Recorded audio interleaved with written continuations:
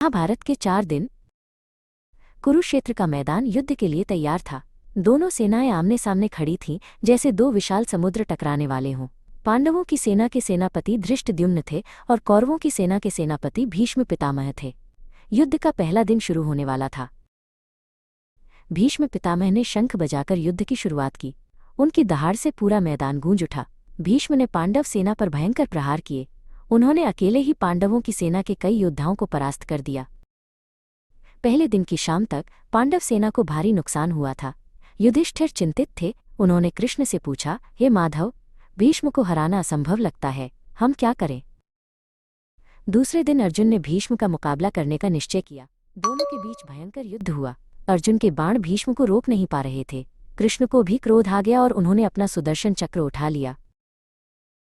कृष्ण को क्रोधित देखकर अर्जुन ने उनसे विनती की, हे केशव, यह मेरा युद्ध है, मैं स्वयं भीष्म का सामना करूंगा। कृष्ण शांत हो गए और उन्होंने सुदर्शन चक्र वापस रख लिया। तीसरे दिन भीष्म ने एक बार फिर पांडव सेना पर कहर बरपाया।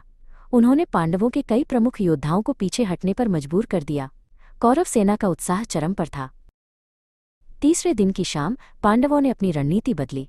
उन्होंने अपनी सेना को अर्धचंद्र के आकार में व्यवस्थित किया ताकि भीष्म को घेर सके।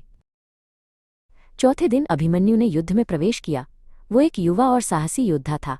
उसने कौरव सेना की व्यूह रचना को तोड़ दिया और अकेले ही कई योद्धाओं को परास्त किया। अभिमन्यु की वीरता देखकर दुर्योधन क्रोधित हुआ। उसने भीष्म से कहा, पितामह, इस बालक को रोकना होगा। भीष्म ने अभिमन्यु की वीरता की प्रशंसा की, लेकिन उसे रोकने के लिए अपनी पूरी शक्ति लगा दी। चौथे दिन के अंत तक युद्ध का परिणाम अभी भी स्पष्ट नहीं था। दोनों पक्षों ने भारी नुकसान उठाया था, लेकिन अभिमन्यु की वीरता ने पांडवों की सेना में एक नई उम्मीद जगा दी थी।